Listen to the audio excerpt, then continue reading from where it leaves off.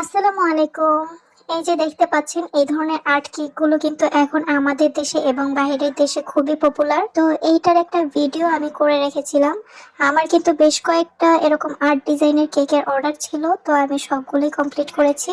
আর এখানে কিন্তু আমি কোনো ধরনের কালার ইউজ করি নাই, পুরাটাই হচ্ছে চকলেট গানাশ দিয়ে করা। কেকটাই কিন্তু কাস্টমাইজেশন চার্জ অ্যাড হবে, কেননা এটা করতে খুবই সময় লাগে, মানে অনেক সময় সাপেক্ষ একটা কাজ। এটা ভিডিওতে আমি অনেক বেশি ফাস্ট করে দিয়েছি, যার কারণে এত দ্রুত দেখাচ্ছে।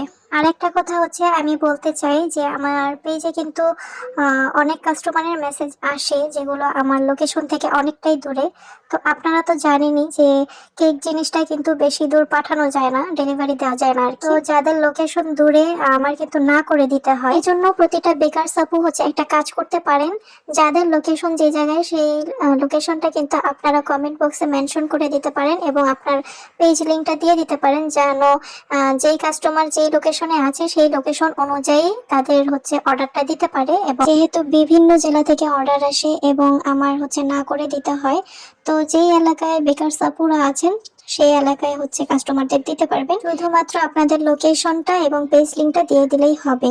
তো কাস্টমারদের উদ্দেশ্যে বলছি, যারা যারা বলেছিলেন যে আপু এখানে দিতে পারবেন, আমার না করে দিতে হয়েছিল, তো আপনারা আমার এই কমেন্ট বক্সে চেক করে দেখতে পারেন, আপনাদের লোকেশন অনুযায়ী বেকার সাপু পেয়ে যাবেন। আর হচ্ছে না পেলে তো কিছু করার নেই। তো যাই হোক, ডিজাইনটা হাফ পাউন্ডের উপরে করা ছিল। এখন আবার অনেকে ভুল ধরতে পারেন যে আপু এত ছোট বেঁকে এত বড় ফুল। যেহেতু কাস্টমার কিছু বলেনি এবং কাস্টমারের পছন্দ হয়েছে সেহেতু ঠিক আছে। এটা মাত্র হাফ পাউন্ড কেকের উপরে করা হয়েছিল এবং কাস্টমার আমাকে কোনো ডিজাইন দেয়নি, আমি নিজে থেকেই করেছি, যার কারণে ওনার কাছ থেকে কাস্টমাইজেশন চার্জটা নেওয়া হয়নি। তবে এই ছবিটার পোস্ট করার পরে অনেকেই এটা পছন্দ করেছেন এবং অর্ডার করেন।